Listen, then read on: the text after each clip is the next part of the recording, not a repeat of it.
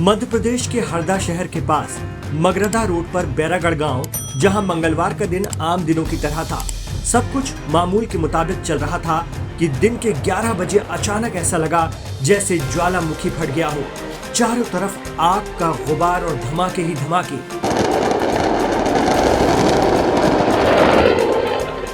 ये धमाके ऐसे थे जिनका असर 3 किलोमीटर दूर तक हो रहा था। हाहाकार मच गया। इससे पहले कि लोग कुछ समझ पाते, सिर्फ कुछ ही मिनटों में सब कुछ तबाह बर्बाद हो गया। दरअसल ये भयंकर धमाके हरदा के बैरागढ़ इलाके में चल रही एक अवैध पटाखा फैक्ट्री में हुए। ये धमाका इतना भीषण था कि इस फैक्ट्री में काम करने वालों के चीथड़े उड़ गए। जाए हालात पर चीखो पुकार का मंजर था। पटाखा फैक्ट्री में हुए जबरदस्त विस्फोट में 10 से ज्यादा लोगों की मौत हो गई है और कई लोग गंभीर रूप से घायल हो गए हैं। इनमें से कई की हालत नाजुक है।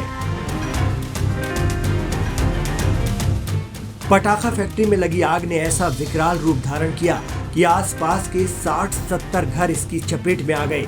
धमाके में हुई मौतें इतनी दर्दनाक हैं कि हम उन्हें दिखा भी नहीं सकते। बस प्रत्यक्षदर्शियों ने इतना बताया कि लोग हवा में उड़ रहे थे और हवा में ही उनके टुकड़े उड़ गए। इस दर्दनाक घटना के बाद जो जानकारी निकल कर आ रही है वो बेहद चौंकाने वाली है।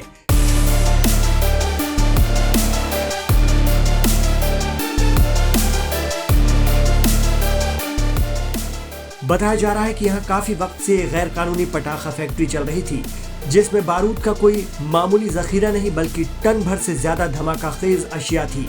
इसलिए नुकसान भी 3 किलोमीटर के दायरे में हुआ।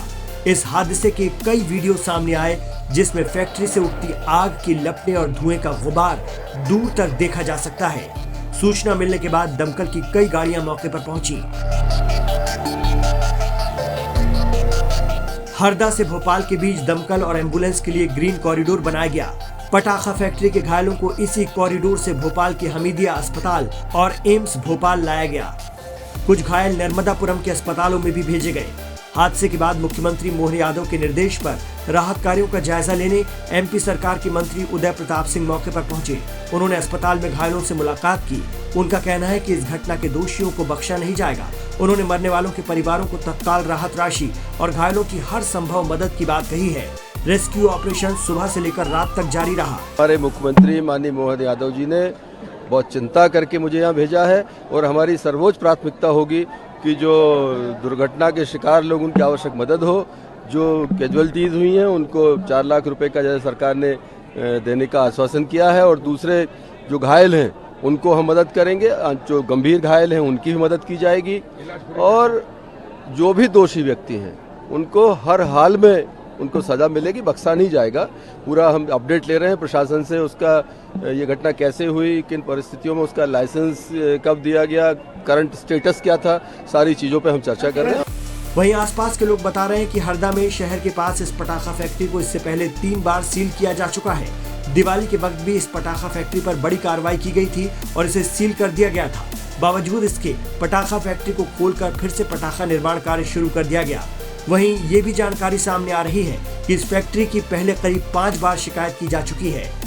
हादसे में 1 से 3 किलोमीटर दूर तक रहने वालों के घरों को नुकसान पहुंचा है। यहाँ से ठीक 1.5 किलोमीटर दूर मेरा मकान है। हम लोग खाना खा रहे थे, अचानक विस्फोट हुआ और विस्फोट में इतना भयानक हुआ कि हमारे घर के दरवाजे तक टूटे हैं, कांच के जो लगे थे वो। और इसके बाद में यहाँ हम लोग छत पे देखे क्या हुआ, देखते तो यहाँ आग लग रही थी। तो पूरा यहाँ तो बहुत भयानक तरीके से यहाँ आग हो गई। कई लोग मकान खराब हो गए हैं, कई लोग बेकार हो गए, कई लोग मर गए, गड़ गए। अभी यहाँ देखिए, अभी शहर के अंदर ये अवैध तरीके से फैक्ट्रियां चल रही थी। यहाँ प्रशासन को भी पहले ध्यान नहीं दिया। अब कई लोगों की जानें चले गई है यहाँ पे और बहुत बुरी तरीके से यहाँ लोगों का नुकसान हुआ है। इस पूरे मामले में पीएम नरेंद्र मोदी ने भी शोक व्यक्त किया है और सहायता राशि की घोषणा की। वहीं सीएम मोहन यादव ने दोषियों पर सख्त कार्रवाई करने का ऐलान किया है। हरदा में फिलहाल हर कोई एक ही सवाल पूछ रहा है कि अवैध पटाखा फैक्ट्री में हो रहे पटाखों का निर्माण आखिर किसकी शह पर किया जा रहा था। आखिर 3 बार सील होने के बावजूद पटाखा फैक्ट्री को कैसे खोला गया। अपर कलेक्टर ने 3 महीने पहले दिवाली के वक्त भी इस फैक्ट्री को सील किया था। इसके बावजूद कसूरवार नहीं थमे और मासूमों की जिंदगियों को दांव पर लगा दिया।